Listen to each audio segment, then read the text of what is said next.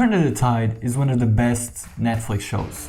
The show takes you on a journey where millions in cocaine emerged out of nowhere on the shores of the Azores Islands.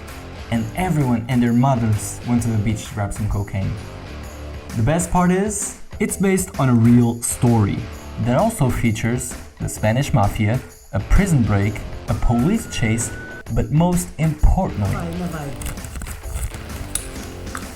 grandmas putting cocaine in their coffees. First off, the main event is 100% true. It was the 6th of June of 2001, and a boat filled with cocaine was battling a huge storm near the Azores. Aboard was Antonio Quinci, an Italian working for Spanish organized crime.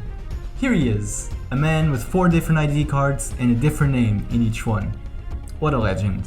He had crossed the Atlantic 2 times in the last months, and this big storm finally broke the boat's mast, which is this thing right here. So Quinci, unable to keep going, came up with a plan.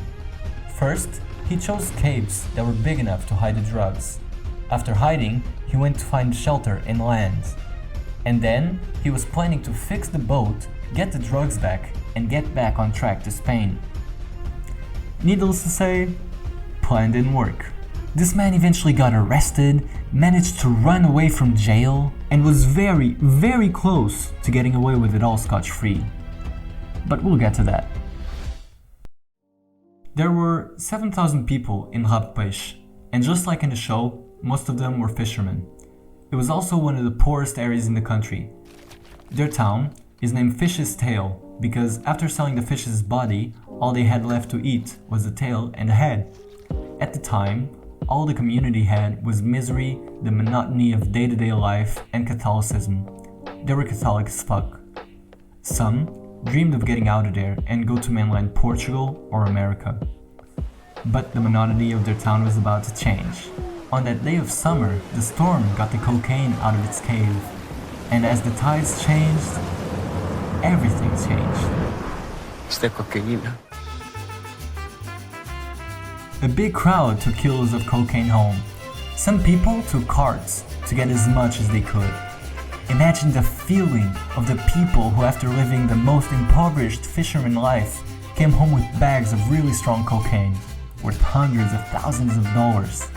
I wish I was there to see it. To many, that was a money-making opportunity. To others, the temptation to try some was even stronger. The value of coke naturally skyrocketed down, it's basic economics.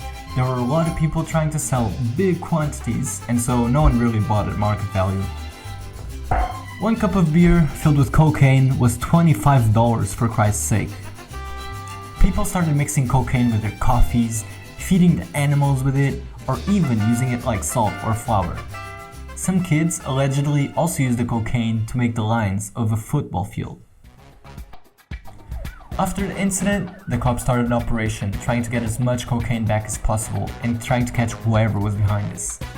Of the 500 kilos the cops said the boat was carrying, they managed to get 480 back, either through the searches they did inside homes and some self-reports. The quantity of 500 kilos the police came up with was questioned at the time. If the boat had capacity for 2,000 kilos, why would someone cross the whole ocean with only the quarter of the capacity? Even if it was 500 kilos, that's still $30 million.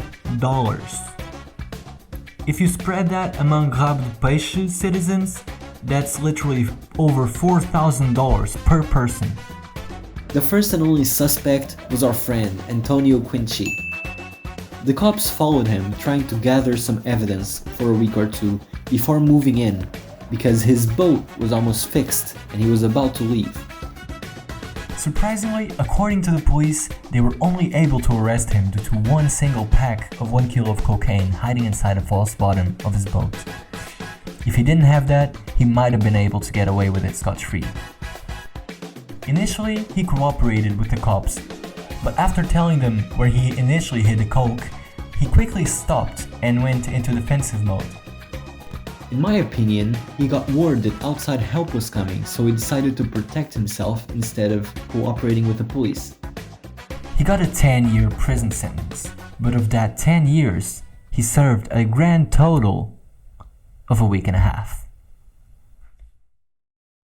During that week and a half, witnesses say he was kinda sus, making several phone calls trying to rent vehicles and other sus stuff. And one day, at 11:20 in the morning during recreation time, with literally everyone watching, he climbed a barbed wire fence. The guard in the watchtower shot a warning shot or two, but in real Portuguese fashion, he didn't shoot anymore because he was afraid of hurting the pedestrians walking in the street. That's literally how he explained it. There is two options. Either it's the most Portuguese thing I've ever heard in my life, or the guards were paid off. Anyways, as the prisoners cheered him on and as the guard watched, he simply climbed and ran off into the distance. And Tony hid inside a native's chicken shed, which was in the middle of a field of potatoes.